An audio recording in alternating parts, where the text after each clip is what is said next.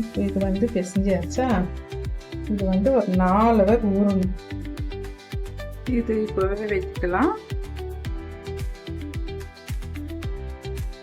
ஒரு விசில் போதும். சரியா? ஓகே. இது வந்து இவ்வளோதான் வேகணும். செட்டையில் பிடிச்சா சரியா? மாவெல்லாம் பிசைஞ்சு வச்சாச்சு. இப்போ வந்து நம்ம வெள்ளை பாவு எடுத்துக்கலாம். தண்ணி போதும், அவ்வளோ தண்ணி போதும். ஏலக்காய் போட்டு அரைச்சி வச்சுக்கிறேன்.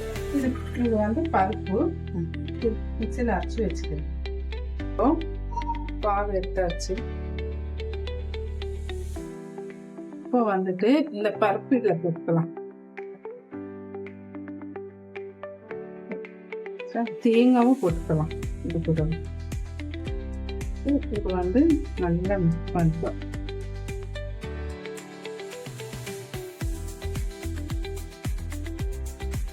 இது அந்த வெள்ளத்திலேயே நல்லா இதாகிடும். ஆட் பண்ணினே இருக்கணும். ரெடி ஆயிடுச்சு. இது எக்ஸ்ட்ரா கூட பண்ணி வச்சுக்கலாம். வேறு எப்போனா கூட செய்யலாம். இது கெட்டு போகாது. ஒரு வாரம் கூட வைக்கலாம். இது ஆயிடுச்சு. ஆஃப் பண்ணிட்டு இது ஆறட்டும். இது ரெடி ஆயிடுச்சு. இவ்வளோ கெட்டியாக தான் வரணும். அப்போ தான் நம்ம தட்டும் போது மாவு ஒடியாது. மாவு ரெடி ஆயிடுச்சு. இது 5 ஹவர் ஊற வச்சுருந்து இப்படி ஆகணும். இல்லையா?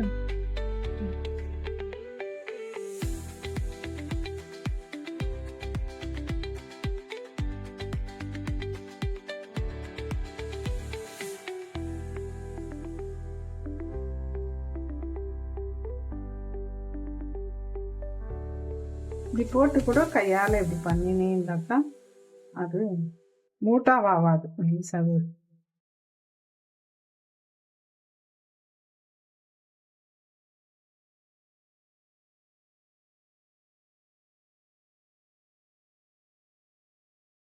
எல்லாருக்கும் இனிய தமிழ் புத்தாண்டு நல்வாழ்வு. இங்கே பாருங்க, ஒப்பட் செஞ்சுக்கிறேன்.